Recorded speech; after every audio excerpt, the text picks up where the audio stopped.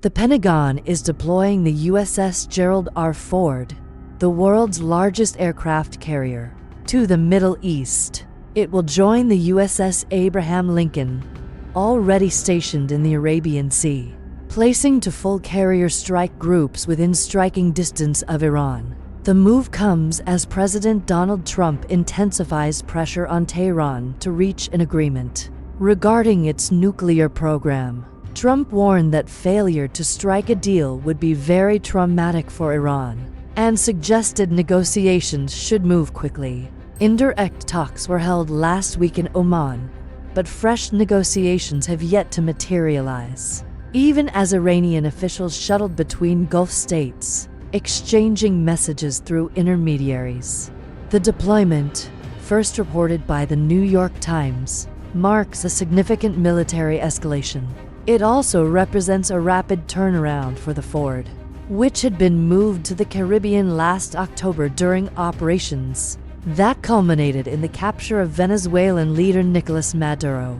As the United States increases its military presence in the region, Iran is sending a message of its own. Rear Admiral Shahram Irani, commander of the Islamic Republic of Iran Navy, states that Tehran is closely monitoring all enemy movements in regional waters. In an interview, Irani emphasized that Iran's naval forces are tracking developments with precision, highlighting what he described as the country's strong deterrence capabilities. He added that ensuring the economic security of the Islamic Republic of Iran as shipping lines remains a top priority for the Navy. According to Irani, Iran's Navy has evolved into what he called an influential player on the international stage, actively participating in maritime defense diplomacy and multinational naval exercises.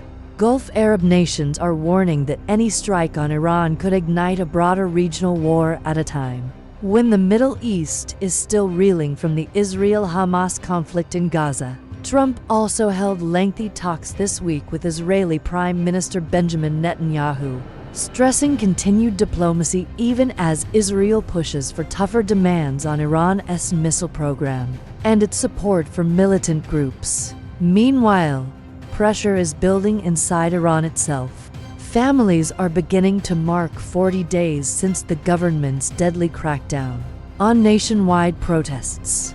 Thousands were reportedly killed in last month's unrest.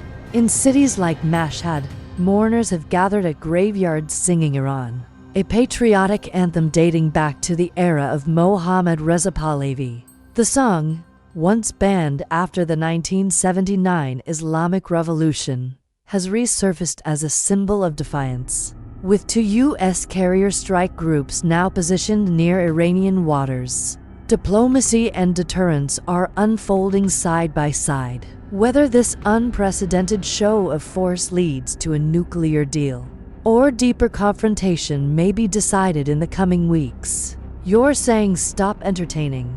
Stop talking to them. I didn't say that. We didn't discuss that. I'll talk to them as long as I like. And we'll see if we can get a deal with them. And if we can't, we'll have to go to Phase 2. Phase 2 will be very tough for them. I'm not looking for that. The Persian Gulf is bracing for the rumble of American firepower once again, with nuclear talks with Iran hanging in the balance. Washington is reportedly preparing a second aircraft carrier strike group for possible deployment. No official order has been issued, but the signal is loud and clear. Fighter jets, warships, a floating show of force. Diplomacy may still be in play, but so is overwhelming power. The United States is preparing for a possible major escalation in the Middle East. According to the Wall Street Journal, the Pentagon has instructed a second aircraft carrier strike group to get ready for potential deployment toward the region. The move comes as Washington intensifies pressure on Tehran amid fragile nuclear negotiations.